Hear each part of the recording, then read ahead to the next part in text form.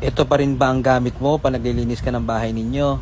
Yung parang lalong kinakalat niya lang yung dumi. Tapos masakit pa niyan, babanlawan mo pa yan. So ito yung mga lumang paraan ng paglilinis. So may papakita ako sa yung produkto na magpapagaan ng buhay mo. Yung self-cleaning mop.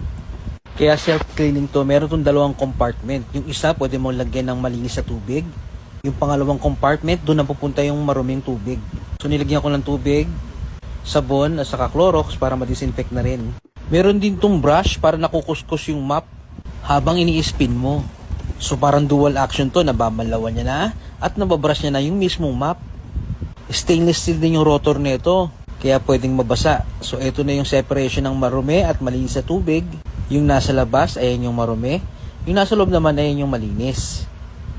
May drain plug na rin to para madaling matanggal yung tubig na marumi. So itesta natin to. So after mong mamap yung yung stain, ito na yung itsura ng iyong mop. So kumapit na diyan yung dumi.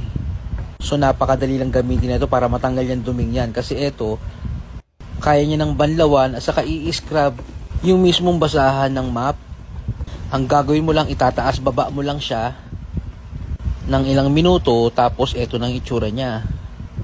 Tignan mo, 'di ba? So magtataka ka, saan napunta yung dumi? Dito napunta yung dumi sa gilid. Yung tubig na nasa loob ay yung ating malinis sa tubig. So kung interested ka, nandito na rin pala yung link.